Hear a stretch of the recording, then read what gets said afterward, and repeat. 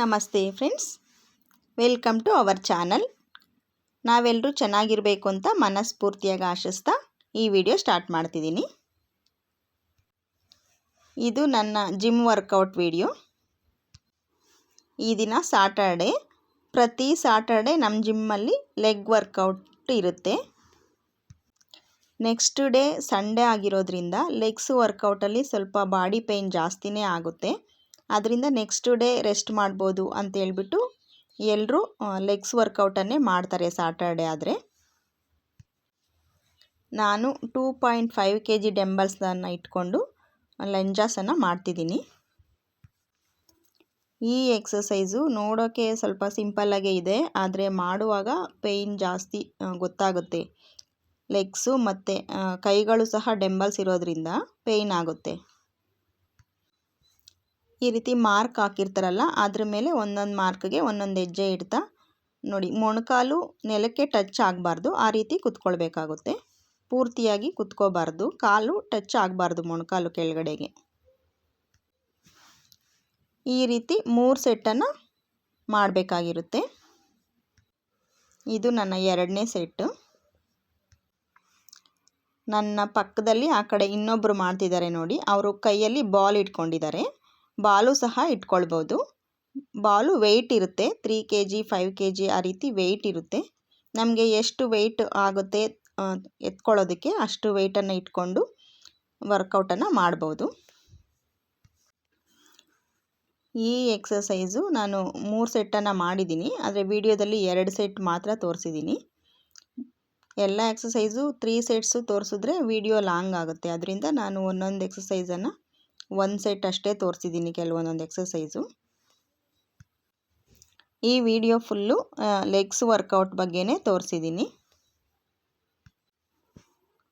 ನಾನು ಮಾಡಿರೋ ಕೆಲವೊಂದು ವರ್ಕೌಟನ್ನು ಆ್ಯಡ್ ಮಾಡಿ ಒಂದು ವಿಡಿಯೋ ಅಪ್ಲೋಡ್ ಮಾಡ್ತಿದ್ದೀನಿ. ನಮಗಾಗುತ್ತೆ ಅಂದರೆ ಇನ್ನೂ ಡಂಬಲ್ಸು ವೆಯ್ಟ್ ಇರೋ ಅಷ್ಟು ಎತ್ಕೊಳ್ಬೋದು, 5 kgದು ಎತ್ಕೊಳ್ಬೋದು. ಲಂಜಾಸ್ ಆದ ನಂತರ ಇದು ಸೆಕೆಂಡ್ ವರ್ಕೌಟು. ಇದು ನೋಡಿ, ರಾಡು ನನ್ನ ಹೈಟ್ಗೆ ಕರೆಕ್ಟಾಗಿ ಸೆಟ್ ಮಾಡಿಕೊಂಡು ಪೊಸಿಷನ್ ಕರೆಕ್ಟಾಗಿ ನೋಡಿಕೊಂಡು ನಿಂತ್ಕೊಳ್ತಿದ್ದೀನಿ. ಈ ಎಕ್ಸಸೈಸ್ಗೂ ವೆಯ್ಟ್ ಹಾಕ್ಕೊಳ್ಬೋದು. ವೆಯ್ಟ್ ನಮಗೆ ಎತ್ತೋಕ್ಕಾಗುತ್ತೆ ಅಂದರೆ ಡಿಸ್ಕ್ ಹಾಕ್ಕೊಳ್ಬೋದು. ಅದನ್ನು ಅಷ್ಟೇ ವೆಯ್ಟು 2.5 ಹಿಡಿದು 5 kg ಇಲ್ಲ 7.5 kg ಅಥವಾ 10 kg ಈ ರೀತಿ ನಮಗೆ ಎಷ್ಟು ನಮಗೆ ಎತ್ತಕ್ಕಾಗುತ್ತೆ ಅಷ್ಟು ವೆಯ್ಟನ್ನು ಹಾಕ್ಕೊಂಡು ಮಾಡ್ಬೋದು. ಈ ವರ್ಕೌಟಲ್ಲಿ ಕಾಲುಗಳು ಮಾತ್ರ ಅಲ್ಲ, ಹೋಲ್ ಬಾಡಿ ಫುಲ್ಲು ವರ್ಕೌಟ್ ಆಗುತ್ತೆ. ವೆಯ್ಟ್ ನೋಡಿ, ಶೋಲ್ಡರ್ ಮೇಲೂ ವೆಯ್ಟ್ ಇರುತ್ತೆ, ಹಾಗಾಗಿ ಶೋಲ್ಡರು ಹಾಗೆಯೇ ಬ್ಯಾಕ್ ಪಾರ್ಟ್ ಮೇಲೂ ಸ್ವಲ್ಪ ವೆಯ್ಟ್ ಬೀಳುತ್ತೆ. ಇದು 3 ಸೆಟ್ಸನ್ನು ಮಾಡಬೇಕು, 20-20. ಇದಾದ ನಂತರ ನೆಕ್ಸ್ಟು ಇನ್ನೊಂದು ವರ್ಕೌಟು. ವೆಯ್ಟು ಅಡ್ಜಸ್ಟ್ ಮಾಡ್ತಿದ್ದೀನಿ ನೋಡಿ, ನನಗೆ ಎಷ್ಟಾಗುತ್ತೆ ಅದು ನೋಡಿಬಿಟ್ಟು ವೆಯ್ಟನ್ನು ಹಾಕ್ಕೊಳ್ತಿದ್ದೀನಿ ಈ ವರ್ಕೌಟ್ಗೋಸ್ಕರ. ಇದು ಬರೀ ಕಾಲುಗಳು ಮೂವ್ ಆಗ್ತಿರುತ್ತೆ. ನಮ್ಮ ಕಾಲಿಂದ ವೆಯ್ಟನ್ನು ಸ್ಲೋಲಿಯಾಗಿ ಕಂಟ್ರೋಲ್ ಮಾಡ್ತಾ ಮೂವ್ ಮಾಡಬೇಕು ನೋಡಿ. ಇದು ಸ್ಪೀಡಾಗಿ ಮಾಡಬಾರ್ದು, ಸ್ಲೋಲಿಯಾಗಿ ಮಾಡಿದಷ್ಟು ನಮ್ಮ ಬಾಡಿಗೆ ವರ್ಕೌಟ್ ಚೆನ್ನಾಗಾಗುತ್ತೆ.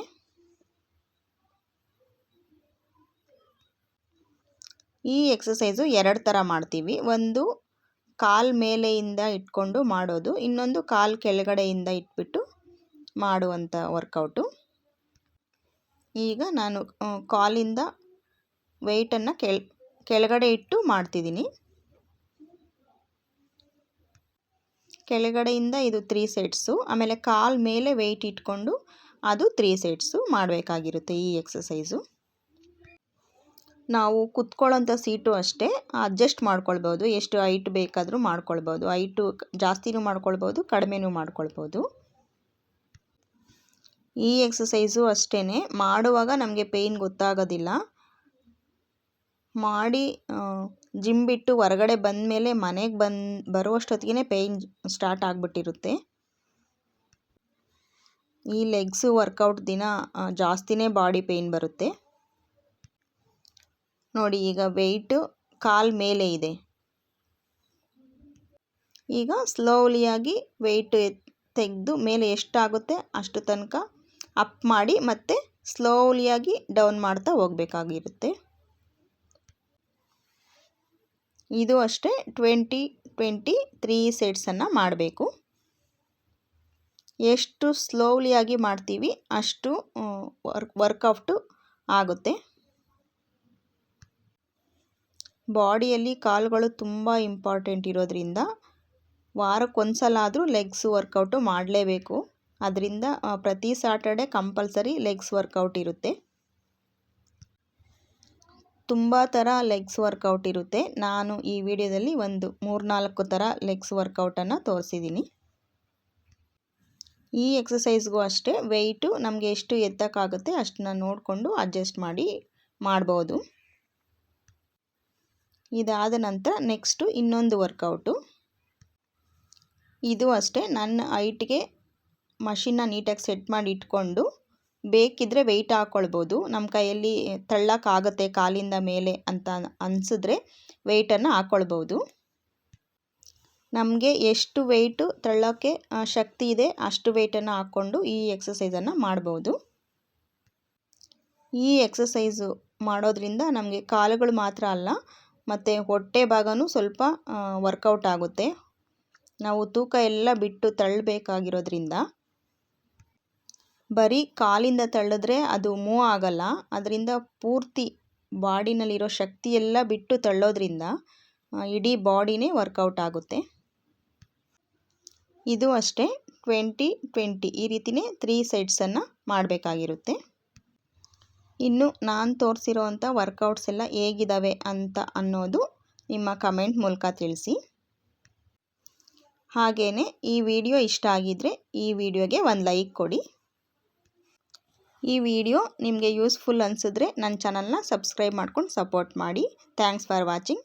ಬಾಯ್ ಫ್ರೆಂಡ್ಸ್. ಜೈ ಶ್ರೀರಾಮ್.